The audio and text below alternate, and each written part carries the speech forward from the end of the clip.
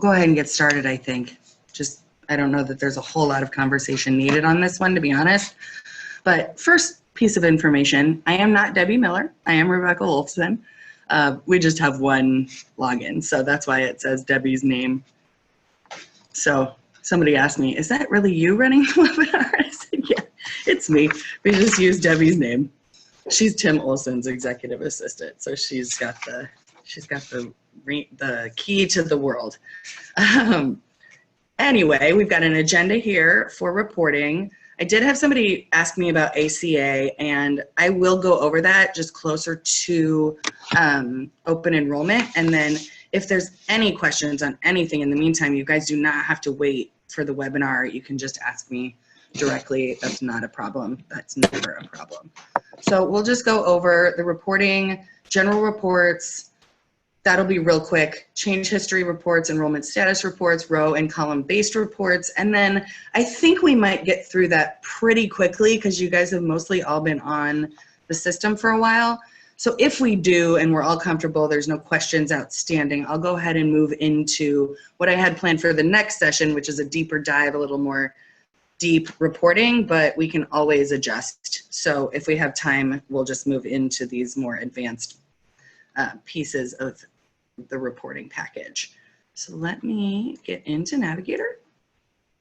And we are talking about the reports tab here today, pretty much exclusively.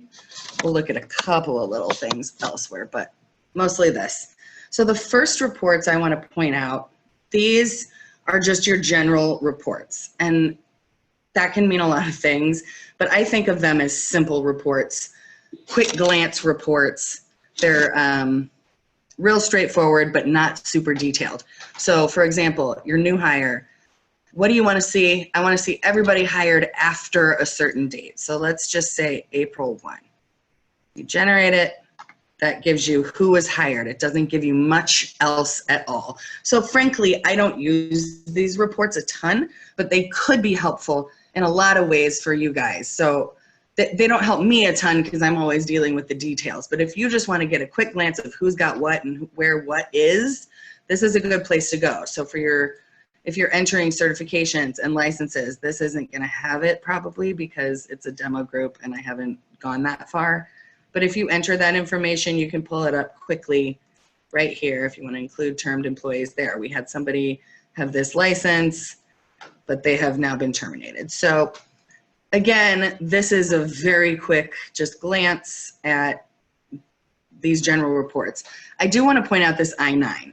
So a couple of you have been through it with me where I said, yeah, you can add I-9 to your onboarding. And you can, but it's not legally compliant. So you still have to print it out. You still have to get that wet signature. But this will keep, if you want to use it, it will keep the information for you. It will tell you they said they're a citizen. It will tell you what documents they supplied, you know, if you enter the issuing authority document number, etc. So you can use it. It's not a bad thing, but it isn't quite as robust as we were hoping. As I understand it from Employee Navigator, they are working with the government to try to make it compliant, try to find a way that it can be compliant. I wouldn't, frankly, hold my breath on that one, but they're trying. So then, if there aren't any questions about that, I'll just move along. They're super simple. That's all you're ever going to get. You can get your beneficiaries there, which is nice. So the next little bucket, as I like to call them, is the change history reports. This one I would recommend familiarizing yourself with.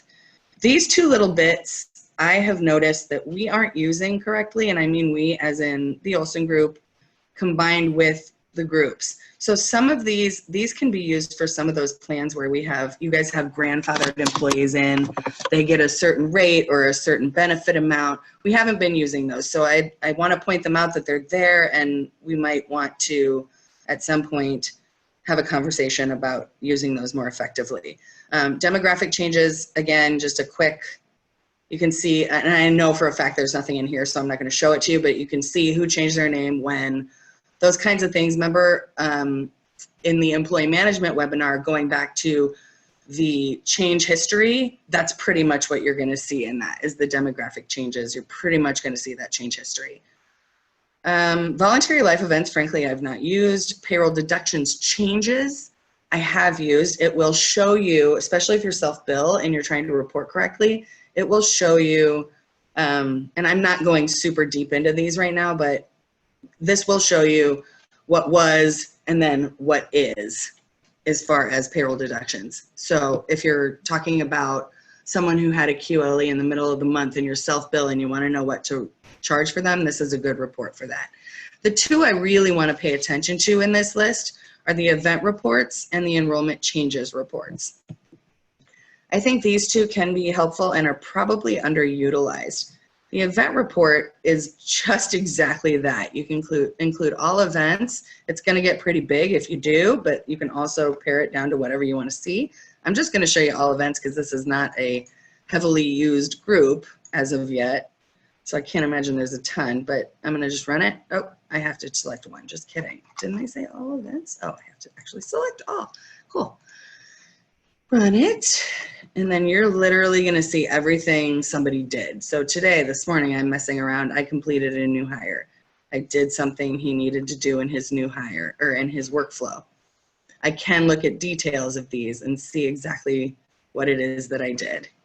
So these reports are good for so-and-so is doing, you know, what are they doing? What happened in this period of time? I want to know everything that's gone down at my group since May 1. I only want to know about employees hired, terminated, did they go on leave? This is, you know, largely going to be most useful for, I think, larger groups. Somebody added a dependent. I want to know about that. We approved a profile change. I want to know about that. And so you pick those, and then you can really, there's no changes to display, but you can really dig in deeper into what's gone on, who's done what.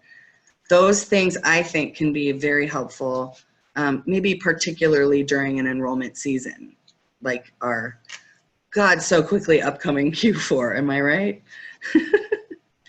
And then this one, the enrollment changes, this is what I use when I'm auditing. So mostly for enrollments, I use the wall, which we've gone over, but when I'm auditing something, like for example, with this enrollments team that we have parted ways with, I then went through every group back to 4-1 and made sure that all events and all QLEs were processed back to April 1 for each group, because I wasn't so sure that those had gotten taken by the former enrollments team. So I did this. I literally did everything, and I just went back to 4-1 and I hit generate. And that shows me all of the enrollments that have occurred since April 1st. And it shows me what they should be and where they should have gone. So it gives me the carrier, it gives me the benefit, or the plan, I should say, the start date, all of the things I would need if I'm checking to see that everything's good to go at the carrier level. And then if something wasn't processed, then I can just go back into their profile, their wall feed, whatever it is, and get the details. So this can be a really helpful tool to use as well. And all of these, as I'm getting out of it, but I should show you, all of these are, you can put, why did I do that again? Oh, that's why. Excuse me. All of these can be printed, Excel, CSV. I Excel them all the time, every time, in fact. Now, the next bucket is a bucket that I love for my new hires, my newly eligibles, and during open enrollment, and that is these enrollment status reports. This will give you, within your group and your group's information, obviously, the new hires, the newly eligibles, and the open enrollments. It gives you who can't start, who has not started, who's in process, and who is completed. So let's just look at one of them. You click the whole thing and it'll give you all of it. If I want to include termed employees, I don't know why I would, but if I wanted to, you just click that.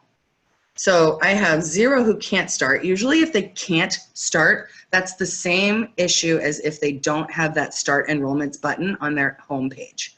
So that means something with their profile is incomplete, and it's not allowing them to have that window. So that's what those usually mean. Not started, obviously, is those who have not begun. So this can be really helpful in that auditing of making sure that new hires go through the whole flow, making sure newly eligible goes through the whole flow. If they haven't started at all, they're sitting right here. And you can see when were they hired, what's their eligibility date or their earliest eligibility date, which is smart because there's obviously differing eligibilities in a lot of cases. You can view those details as far as the eligibility is concerned. This is that eligibility page within their profile. It's just giving you access to it right there, which is, I think, really great. And then, sorry, I just lost track of my thoughts. This then allows you to see who hasn't started. You can then, go to their manage page, look at where they're at, see why maybe they haven't started, see if there's something missing, whatever's going on. And then you've got your employee in process. So this will tell you Ella Fitzgerald has begun her new hire, in this case, enrollment, but she hasn't finished it. So you can go into manage, and that takes you right to her homepage. Going back is a little more complicated sometimes, but that is that. And then there's nobody who's completed. So we haven't had that many new hires finish. So this group is in trouble with me. Just teasing, nobody gets in trouble. And then you've got the newly eligible, that's exactly the same thing. There are none in this case. And then there won't be any because we haven't opened it, but you've got your open enrollment. Oh, apparently I'm wrong. I did open it. So there's 4 people who can't start, 36 who are not started. So why can't they start? Let's see. You can't really tell from right here. Chances are department, division, office, something like that is required. But you can still, again, go to manage. It'll tell you exactly what you're missing. In this case, it's an address, city, zip. It's not going to let you start any enrollment if you don't have that information. So if somebody has gone from ineligible to eligible, but you never added their address or they never added their address, it's not going to let them start. So are there any questions on anything there so far? We're moving into the big guns. Our big guys are our row and column-based reports. I'm going to go to the column first because I use it the least, to be honest. I use the row-based almost exclusively. The column, though, can be very helpful in certain situations. Typically not so much for me, but maybe for you guys. So I'm just going to go with first and last name. Most of the time I choose social, but we'll just make it easy. It kind of depends on what you're looking to do. Column and row-based are so huge. You guys, they're so huge. They can bring in any information. The downside to them, I've found, is that if you don't pick very carefully, you may not get exactly the information that you want. So if there's ever a time where you're finding information, a report is telling you something that you're like, what? Just reach out to me. Chances are, I don't know either, but I'll find out. I mean, this thing is just so big that sometimes it's almost too big, to be completely honest. But the big difference, and you'll notice this when you go into the enrollment side in the reporting, you've always got this drop-down menu. Whatever you choose here does not go away when you go here. It stays. So let's pretend we're talking about our medical plan and we want to see the coverage, the start date. We probably just want to see all of it. Start reason, plan end date, end reason, etc. I don't need to read these to you guys. You can read.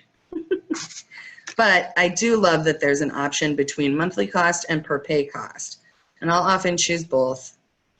And then you can see when they were enrolled, when it ended, and who last updated it if you want to. You can include dependents. In most of these column or row-based reports, I exclude declined and not enrolled, but I leave ended enrollments. And the reason for that is because if someone terminated and we still are kind of trying to figure something out, it just depends on what information you're looking for, to be honest. But I typically leave ended enrollments because maybe they just ended 5/31. If they just ended 5/31 and I leave this out, I don't see it. So I always leave that one. Most of the time I'm dealing with current enrollments. The only time you're ever going to choose open enrollment is if you're actually in the open enrollment time period and it has not closed. Because if you think about it, once open enrollment closes, it becomes the current enrollment. So 99% of the time you're just picking current. You can mess with these dates. I have found it less than easy to get the right dates when it comes to put in the system between. What does that mean? I don't know what that means, to be honest with you. So you can use them, try to mess with them. I've gotten results from it, but frankly, I've mostly found it complicating. So this is the results you get. It tells you everything you wanted to know. So Christina Aguilera here, you can tell that she started on December 1st. It was due to modify enrollment. So in this case, so you might be looking for why is something wrong? Well, then you can tell here that someone went in and actually modified enrollment, which means they went into that modify current and took it all the way back to the start date. Well, maybe that wasn't the right thing to do. So you can catch things that are at issue in these. I can't really tell you much more about the column-based report, mostly because I don't use them very often. So anytime you're trying to use this, like I said, it may be very useful for you guys. It's just not too typically useful for me. So, but I can certainly get to know them better and help walk you through them if there is need for that. The other thing I want to point out, and this is general to reports, you'll notice up here, I'm gonna move my face, you've got your back to reports menu. This will start you all over. If you're ready to run a whole new report, you don't like this one, you can go back to reports menu, but it's gonna start you all over. All of your elections, all those things you hit are gone. If you want to adjust what you've already done, you want to go to fields. And then everything you picked is still there, but say now, okay, now I want to include dental. So blah, blah, blah, blah, blah. Then you can view it again, and it will include those dental enrollments when it decides to load. I love waiting for it. It's my favorite. There we go. So that gives you, then, let's see where to go. I will have added them, if I have any.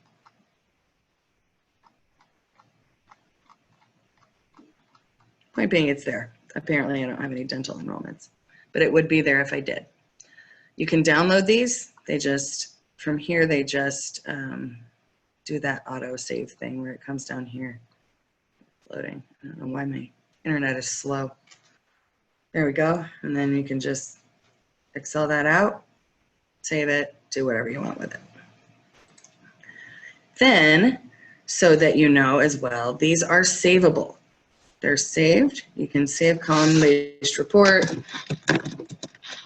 You don't really need anything there unless you want something there. So you can save it. From there, you've saved it. You can go back and change your fields if you want. So I'm going to say I'm done with this one. I'm going to go back to my reports menu. It's going to clear me out. Now I'm going to look at my reports. This is where anything you save is going to go. So now I have my column-based report test. I can go back into it. I can just view it as is, or I can make adjustments to it, however you want. So when you save, you can also save as new. So do another one, test, let's pretend for OE, save as new. Oh, nope, just kidding, this gives you another thing. So I'm gonna test save over that. So if you wanna save it as new, it asks you for another name. So I saved over it instead of saving a new one. So a new one, I've never done this, as you can tell. I've never needed to. I don't have a lot. But then when you go back to your reports, you will have both. So I only have these two reports that I keep, but somebody shared this one with me. Know that you can share your reports within your organization. I have access to all of your reports, so everything you've created and saved, I can see them. I can't alter them for you, but I can see them. So again, if there's ever any issue or report that isn't working quite the way you want it to, just let me know. I can delete these. And you can do this too to your own reports. And then these I have over here that I can see that you guys have made. You don't have those, but I can see all your reports and I can help you with them if you would like.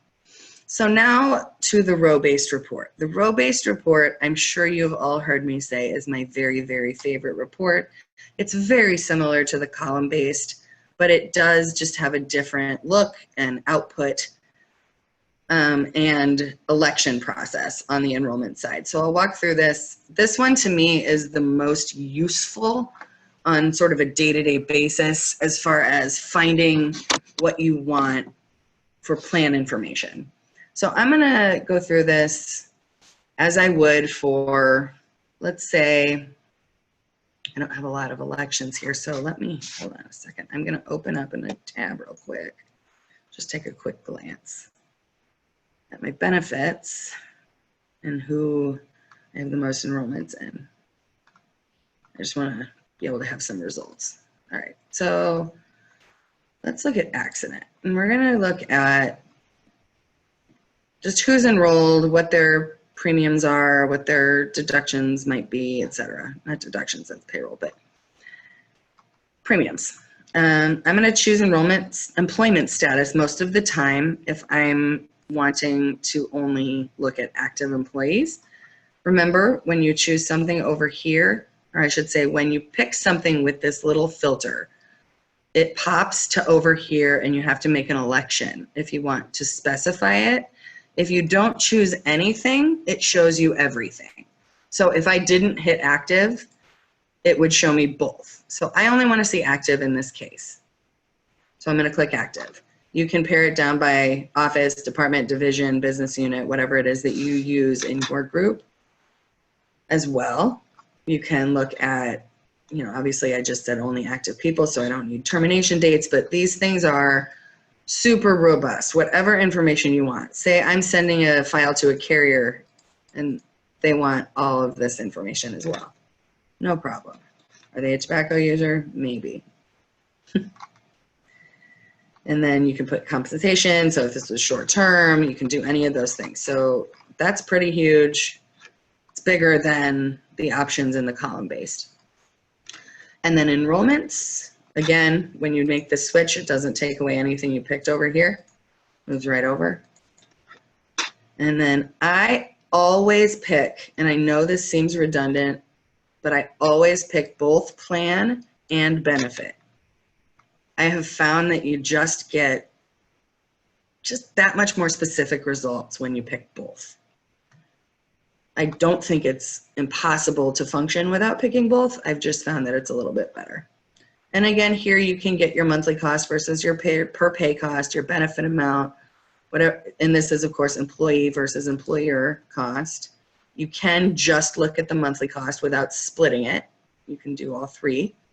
You can show when they were eligible, when they actually enrolled, any of these things. You can also simply pick all of it.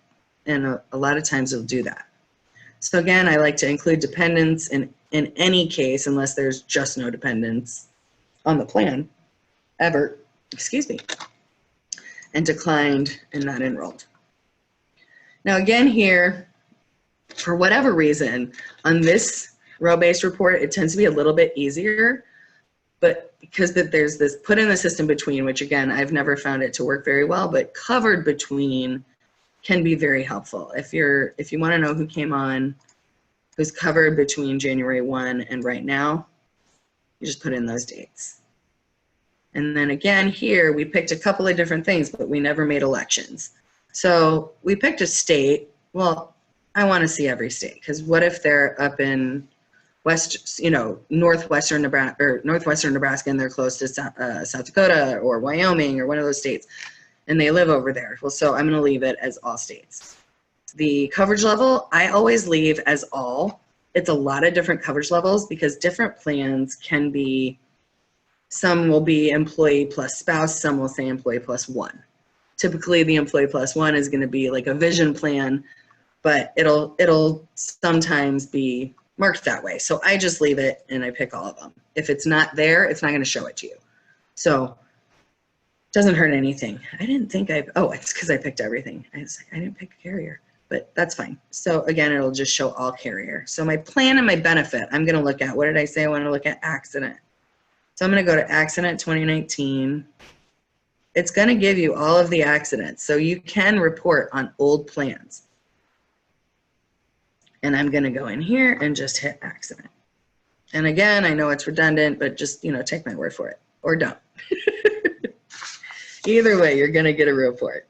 So then I get this report, and really this is just, you know, an accident enrollment report. What are they enrolled in? It's accident 2019. What's their coverage level? Monthly cost. It really ought to be the same in this case, you know, by coverage level. So you can see quickly, employees are 1588, employee spouse 2140, because we have it monthly instead of per pay. It's an easy thing. So all of these, and then my favorite thing, one of my favorite things, I should say, I have a lot of favorite things, is the start reason. It'll show you they elected as a new hire, they elected at this marriage QLE. So that's kind of why your enrolled on dates might look a little funky. As you guys know, sometimes when an employee runs a QLE, particularly, these eligible or these start dates can look a little funny when they pick a weird date. And then it'll show you who they were enrolled by, which I love. So again, with the row-based, it's so detailed and you can find so many things. You can get any benefit, any plan, any cost, and it just goes deep. I'll just scroll through this a little bit. You can see your benefit amount. You can see if you've got PCPs listed, who last updated what. You can see pending benefit amounts. I've noticed lately that EOIs and managing those have become a little bit of an issue, so I'm going to go over that as well real quick, just sort of as an aside, kind of a little extra. So anyway, that's the row-based report. If you guys have questions or you have a report that you want to run that you haven't really figured out how to get the information out of the system, just reach out. Again, always reach out and let me know how I can be supportive and helpful. I did notice today that a lot of you are saving your own reports, and I think that's awesome. So hopefully you're getting out of it what you want. So within, I do just want to point out one other quick thing. When you have these reports, I can assign users and I can share them. And you guys can do that too. Mine is obviously a little bit more, you know, you shouldn't be looking over here, but you can assign it to people within your organization. So again, because I have that up, I'm not going to show you too long, but. So do you guys feel good about what you've seen and feel like I can move on to these sort of deeper dive reports for the next 30 minutes, or do you want to push that to next time? I'm gonna take a quick little poll. Somebody answer me, please. Angie and Vic. Raise hand. How do I make it go? Hold on. I don't know how to do it. Where did it go? My chat disappeared, sorry. I'm trying to figure it out. There it is.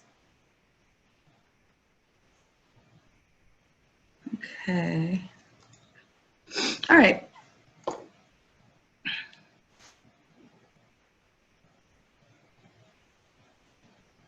Okay, I will go over these other 3 reports since we've got the time.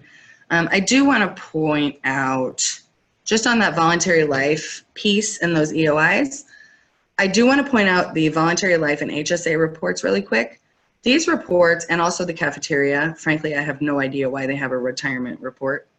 Maybe gives you a sense that they're trying to work on how to get retirement into the system. But these reports are specific to these benefits, so I recommend using them. So if you're looking for voluntary life information, this looks a lot like the row-based report, but it pulls from a different area, and you get closer information to what you're looking for as far as voluntary life is concerned. So when you go to this enrollment side, you'll notice this looks really different. So you get the employee approved cost or pending cost, approved benefit amount or pending benefit amount, et cetera, into the spouse and even the children. I do love that the children offers children pending employee coverage and children pending benefit amount, meaning this is a child who needs an EOI for themselves. This is a child who simply needs to have their parent be approved before their coverage is approved. So this just is more specific to voluntary life, and it gives you those people who are pending. It helps to avoid deducting for an employee who is pending a benefit amount, as does the payroll deductions report, which we will go through here in just a moment. HSA report, I don't think I need to go through, but it's the same story. It's just more specific to your HSA than anything else than a row-based report or a column-based report is going to be. They build those specifically on purpose because they have different ways of responding within the build of the system. So the payroll deductions report is a report that you want to use when you are, how do I say this? When you're reconciling your invoices versus what you're deducting for your employees, I think is the best way for me to say that. We do recommend that you reconcile your invoices, monthly, but at least a couple times a year, because the truth is Navigator is wonderful, TOGCC is wonderful, but if you've got an employee that puts something strange in, we don't notice it, you guys run something, you're moving fast, I just recommend always reconciling against it just to be sure that all of the information in here is as you want it to be. So the payroll deductions report, again, looks very much like a row-based report. You just select whatever it is that you want to see on the employee side. I'm just going to go with name right now to keep it simple. And then you also then just elect your benefit. In this case, I don't feel that you also need to elect plan if you notice the filter is gone. So most of the time I'm just going to be doing this. I don't know if you need payroll codes. I mean, the truth is I don't work on payroll, so I have no sense of how functional this is. Again, benefit, if you're choosing nothing, you're picking everything. So let's just look at medical, again, for the sake of simplicity, and then we'll leave all the coverage levels. So we're gonna view it. This is gonna show you there's no benefit amount because it's medical. The 4 people, their cost, and your cost. So when you're doing employee deductions, you're obviously gonna go in that EE cost field. And again, you can download it here if you wanna have that Excel'd out for you. Same thing here. If you go back here, you start over. So go to fields and you can adjust what you're looking at. Some dependent costs indicates they're gonna roll in the dependent cost into the employee cost. So keep your eye on Aretha Franklin, 23077. 23077. So medical, it doesn't anyway, but I think in the case of voluntary life, short-term disability, let's look at it actually. I don't know if I have anybody in voluntary life on this. I do, perfect. So I think if I chose voluntary life instead, nope. Nobody has deductions back that far. I think this means everybody might be terminated or something. Nobody's elected. Okay, neat. I don't know why. But anyway, the point I'm trying to make is that in some cases, some dependent costs is going to take the dependent cost and it's going to mush it into the employee cost. So if you're finding numbers that you're like, that's not right, and you think, ooh, dependents, if you push this in, then you'll get your total amount. So that's what that some dependent cost means. I frankly don't use it very often. Again, I don't run a lot of payroll. So with payroll questions, I'm probably not gonna know a lot right off the top, but I will always, always, always find out for you. So any questions you have, anything that you are not able to figure out with the payroll deductions report, just let me know. I do wanna point out that this report also exists within the payroll side. So the payroll tab, you can also get your payroll deductions report. I must have had them enrolled in the other little group I have built here. So the other piece that I wanted to look at is the self-bill summary report. This is obviously only helpful for those of you that are on self-bill. This is largely with, you know, life, LTD, AD&D products that this is for, but the self-bill summary report, where did it go? Here it is. It's in these carrier reports. You can, so let's say it's, you know, let's look at April 1, how much one? I hope there's some information. There we go. So what these will do, so say your self-bill on both your basic life, LTD, and your voluntary life. These will show you your rate, how many people are assigned to these individual buckets, then what the benefit amount is as a whole. This is not one individual's, this is everybody, and then the premium.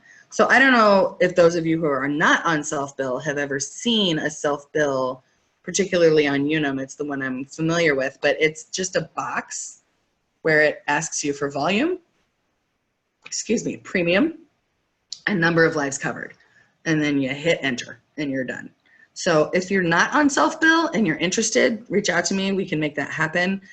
It's one of those things where if you're making yourself crazy over invoices and wanting them to match and they're not matching, and you want one thing to be adjusted before you're willing to pay the bill, and you know, all of those things happen, and it happens to a lot of groups. All of those things are solved by going self-bill, because you are telling the carrier, hey, I have this many people at this much volume for this much premium, and we're done. And what happens at the time of claim is that the carrier will come to you and they will say, okay, show me that you paid for him, and you have it in the system. You know, show me that you paid for, you know, Joe Schmo back to 1/1/19 when he was supposed to be enrolled, and we can show that. That's provable. So I think self-bill is a great option, but that's an aside. It's really just an aside, a tangent upon which I decided to go. So that's your self-bill report. It's super simple. You can do it for any carrier, but if you're not self-bill, I'm not sure how helpful that is. And then the last one I wanted to walk through is the carrier, where did it go? Carrier bill reconciliation. It's called carrier bill reconciliation report here. That's what I was looking for. So you can, again, we'll just take Unum. We'll pretend we're not self-billed on Unum. Say, I love this too. Like, make sure you're paying attention to this. The billing due date is, well, we're so past that. Let's go past it. Is 7/1, but the billing date, the date they generated it, is today. And then that gives you the most up-to-date information. So you can see that this is what your bill should look like. And then because you're not self-bill, it's breaking it down. Each person is how much money for this bill. And here's your subtotal. And then you will have changes that are made, additions that are made, terminations that are made within that time frame listed right there for you. So then it's just to reconcile those things, whether it's on the adjustments on that invoice or if it's going to be on the adjustments on the next. And then you've got your LTD. It's just the volume because it's already told you all about all the people. So that's your carrier bill reconciliation report. And again, that's where I recommend, you know, once a month or once every other month, just taking your invoice, comparing it against what is in Navigator. And then a lot of times, you guys, this is on timing. A lot of these things are timing, which is why I love this date thing. The billing date versus the due date versus what may have happened in that time on the system. Did somebody come in and run a QLE? Did somebody terminate? Did somebody have a change in benefit amount due to a, you know, some other event, whatever it is? Then you can reconcile those right there. And then if there's anything outstanding, you can reach out to me and go, what the heck? What happened? Oh, there's your LTD people. There you go. So that's voluntary, or that's the carrier bill reconciliation. Any other questions there? We are just nailing through these. I love it. So the only other thing I wanted to point out, again, I kind of mentioned the EOIs. I think there was some confusion in the transition between myself and Linnea. I'm not running the EOIs for you guys. I think they might have been. To be frank, I was plainly enrollments, so I don't know. But I think they might have been. But I'm not doing that, and I will help you, don't get me wrong. But I'm not keeping my eye on everybody's EOIs. I frankly don't have the bandwidth. I'm a one-person team at this point. So I just want to make sure to point this out, that when you have insurability requests, pending amounts, number one, you don't want to ever deduct for a pending amount. So those reports in the reconciliation report and the voluntary life report, particularly since that's typically where you have the pending amount, are very helpful. But that can also be true for short-term, long-term, critical illness, those kinds of things. If you have, gosh, I can't think of words. If you have any of those benefits, those can also have pending amounts.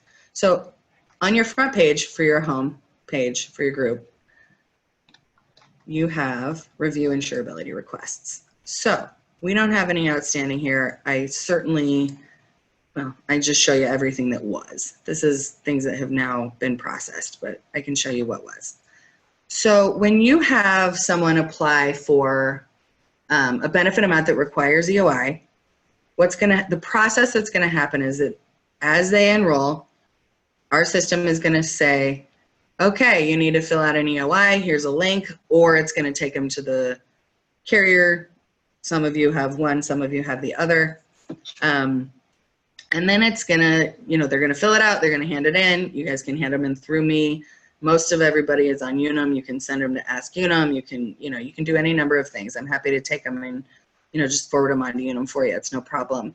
But so then this amount is going to be pending. So say somebody wants $200,000 and their guarantee issue is only $100,000. So they're pending $100,000 of coverage.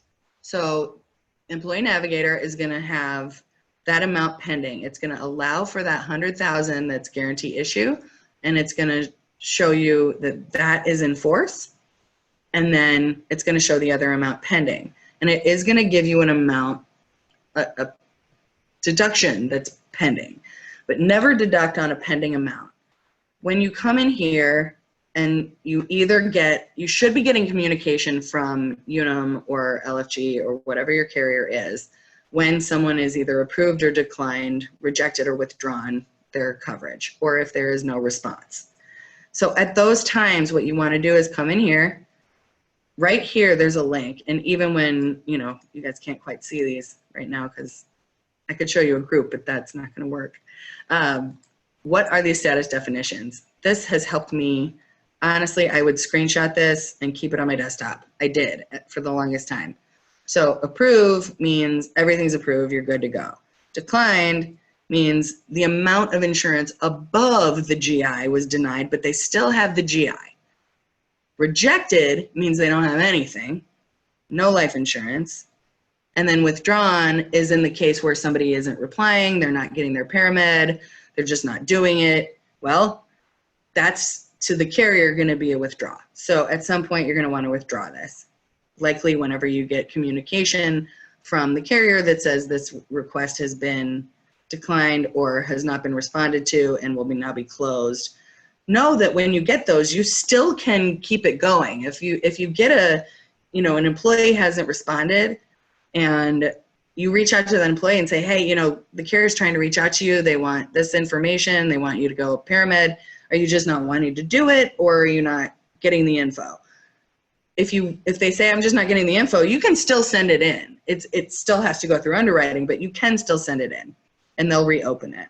So know that it's important to come in here every time you get that communication and just either do one of these 4 things. And it will ask you for a date.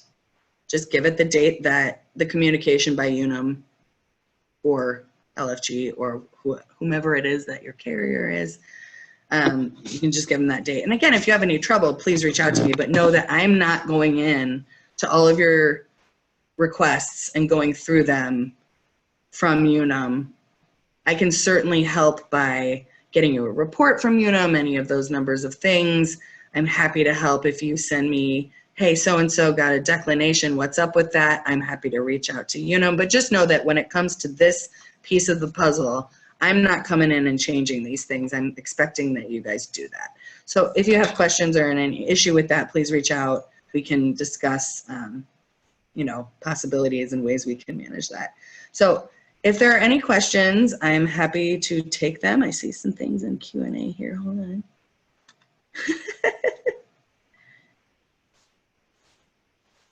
All right, so I don't have any questions, I don't think, for the group. I'm going to reach out offline. But if there are any other questions, please, I'll take a couple minutes. Raise your hands, enter anything into the Q&A box or the chat box. And let me ask you this one. I've been sending out follow-ups after each webinar with a Survey Monkey. Is it not going through? Because nobody's answered it, and I'm hoping to get some feedback, but I'm also hoping that because you guys keep showing up, it means I'm doing something right. But I want to make sure that everybody's getting what they need, so I'm trying to do that Survey Monkey. I was kind of hoping more people would fill that out, but I'll send it out again. I'm just sending it as a link within the email that I'm sending as a follow-up. So if you happen to be able to try, I'll send it again today. If you see it, please do take, it's 3 questions. It will take you less than 2 minutes, if you wouldn't mind. So with that, if there are no other questions, I will end today's webinar, and thank you all so much for coming.